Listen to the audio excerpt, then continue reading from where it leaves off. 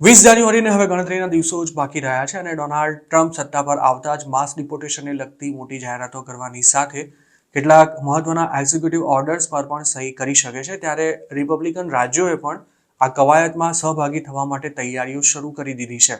એક સમય પોતાના કટ્ટર એન્ટી ઇમિગ્રન્ટ વલણને કારણે જાણીતા ફ્લોરિડાએ પણ ટ્રમ્પના માસ ડિપોર્ટેશનના પ્લાનને સક્સેસફુલ બનાવવા માટે સ્ટેટમાં શું થઈ શકે તે અંગે વિચારણા શરૂ કરી છે.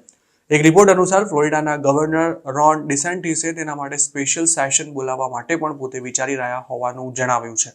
પ્રેસ સાથે વાત કરતા ડિસેન્ટિસે કહ્યું હતું કે સેનેટનું રેગ્યુલર સેશન માર્ચ 2025માં મળવાનું છે, પરંતુ ઇમિગ્રેશન સહિતના મહત્વના મુદ્દા પર ચર્ચા કરવા માટે છેક ત્યાં સુધી રાહ જોવાને બદલે સ્પેશિયલ સેશન બોલાવવું વધારે યોગ્ય રહેશે. તેમનું એમ પણ કહ્યું હતું કે ફેડરલ ગવર્મેન્ટ ઇલીગલ ઇમિગ્રેશનને રોકવા માટે જે પ્રયાસો કરવા માંગે છે તેને સપોર્ટ કરવા માટે ફ્લોરિડાએ પણ કેટલાક નવા કાયદા બનાવવા વિચારવું પડશે, જેના માટે હવે લાંબો સમય રાહ જોઈ શકાય તેમ નથી.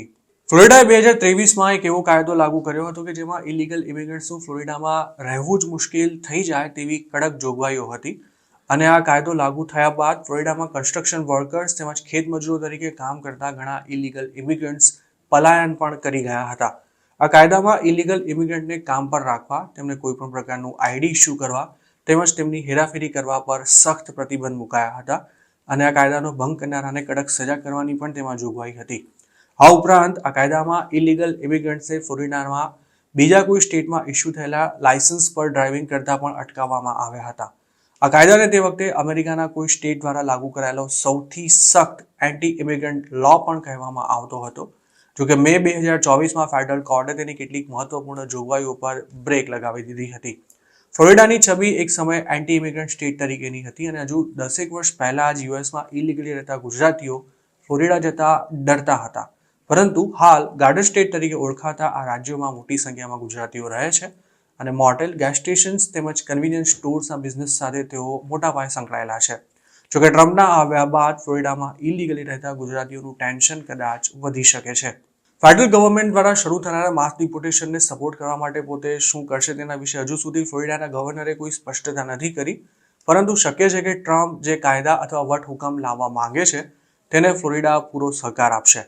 ટ્રમ્પ સરકારનો પ્લાન યુએસમાં રહેતા હોય તેવા ઇલીગલ ઇમિગ્રન્ટ્સને ડિપોર્ટ કરવાનો છે, જેમાં હાલ જેલમાં બંધ હોય તેમજ કોઈપણ ગુનામાં અરેસ્ટ થતા અનડોક્યુમેન્ટેડ લોકોનો પણ સમાવેશ થાય છે.